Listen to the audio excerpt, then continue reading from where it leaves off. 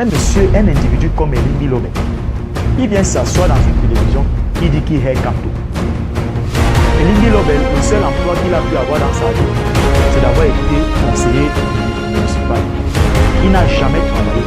On ne connaît même pas son nom, quelle est sa formation, que ce soit sur le plan secondaire ou sur le plan supérieur. Lorsque vous le voyez même physiquement dans un média, vous vous posez une question si c'est même quelqu'un qui a abandonné sa vie par quelqu'un comme ça va le créer son camp, qui est une référence mondiale, qui est une fierté pour la vie. On ne peut pas arrêter. Je suis un homme de science. Je connais la difficulté qu'on encourt pour rédiger un mémoire.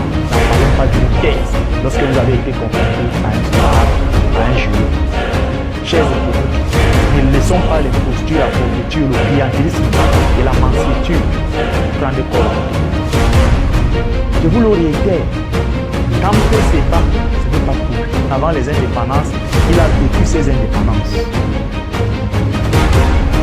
Il vous a dit, il a vu comment le Cameroun a décollé. Et il voit aujourd'hui comment le Cameroun a décollé.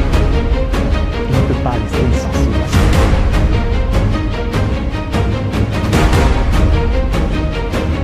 Soyons un peu parfois réservés, ayons raison d'arriver.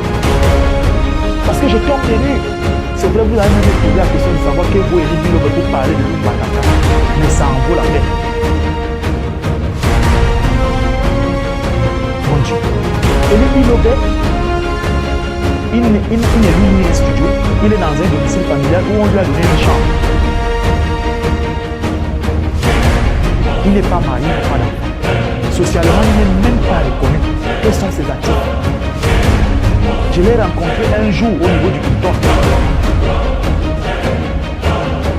Il avait des chaussures comme les anciens légionnaires dans le désert du Maroc, d'Algérie et du Sahel. Il transpirait à grosses gouttes. J'ai dit tout ça pour ça. Et c'est lui qui parle de camp. On ne peut pas quand même continuer comme ça. Une posture. Non. Non, non. Et à vous les médias du magico-anal, les médias corrompus, vous donnez la parole à des personnages un peu lugubres, sans consistance intellectuelle, incapables d'être des pédagogues de valeurs ajoutées.